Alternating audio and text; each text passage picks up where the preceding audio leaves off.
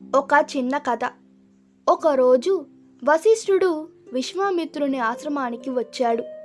ఇద్దరూ అనేక విషయాలపై మాట్లాడుకున్నారు.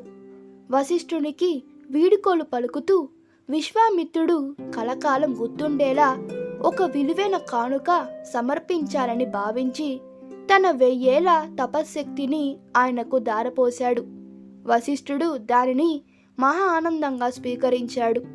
కొన్నాళ్లకు విశ్వామిత్రుడు వశిష్ఠుని ఆశ్రమానికి వచ్చాడు. వశిష్ఠుడు ఆయనకు సకలోపచారాలు చేశాడు. పుణ్యానికి సంబంధించిన ఆధ్యాత్మిక విషయాలపై మాత్రమే ఇద్దరు మాట్లాడుకున్నారు. చివరకు విశ్వామిత్రునికి వీడుకోలు పలుకుతూ వశిష్ఠుడు అప్పటి వరకు తాము మాట్లాడుకున్న మంచి విషయాల పుణ్యఫలాన్ని బహుమానంగా ఇస్తున్నట్లు చెప్పాడు. విశ్వామిత్రుడు చిన్నబోయాడు. తాను కానుగ్గా ఇచ్చిన 1000 ఏళ్ల తపోఫలానికి ఒక పూట సమయంలో మాట్లాడుకున్న మంచి మాటల పుణ్యఫలం ఏ పాటి సాటి వస్తుందని అనుకున్నాడు. అదే విషయాన్ని విశ్వామిత్రుడు వశిష్ఠుని అడిగాడు.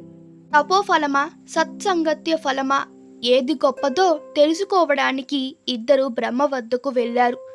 ఆయన విష్ణువు వద్దకు వెళ్ళమన్నాడు.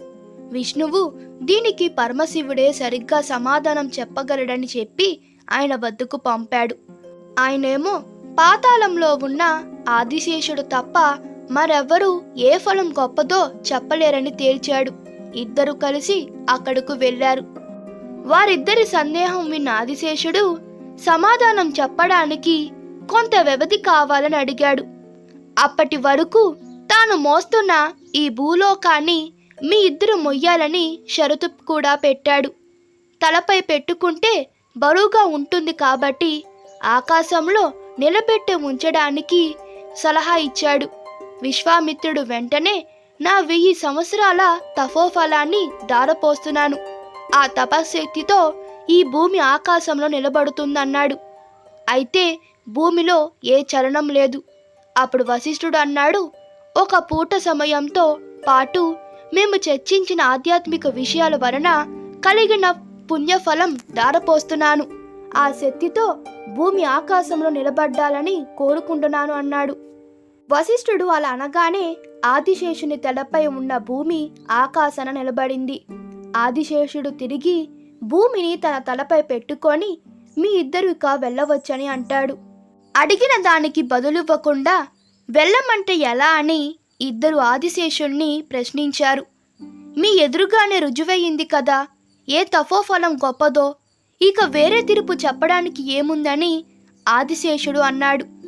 1000 సంవత్సరాల తపశ్శక్తి ధారపోసిన కదలని ఈ భూమి ఒక అరగంట పాటు మాట్లాడుకున్న మంచి మాటల వలన కలిగిన పుణ్యఫలాన్ని ధారపోయడం వలనే ఇట్టే ఆకాశంలో నిలబడుతుందన్న విషయాన్ని విశ్వామిత్రుడు వశిష్ఠుడు గ్రహించారు. చూశారా మంచి మాటల ప్రభావమేంటో. ఇప్పుడు ఈ భూమిపై జీవిస్తున్న మన మధ్య మంచి మాటలు తగ్గిపోతున్నాయి. ఒంటరిగా ఉన్న అదే పని, ఏ ఇద్దరు కలిసిన అదే తీరు, చరావాణితోనే మాట్లాడుకుంటున్నారు, చరావాణితోనే గడుపుతున్నారు. దానితో పుణ్యం కాలం కాస్త గడిచిపోతుంది. ఇక మనం మనసు విప్పి మనతో మనం, ఇతరులతో మనం మంచి మాటలు మాట్లాడేదెప్పుడు? ఈ కథ మీకు నచ్చినట్లయితే మీ అభిప్రాయాలు కామెంట్లో తెలపండి. Please like, share and subscribe to my channel. Thank you.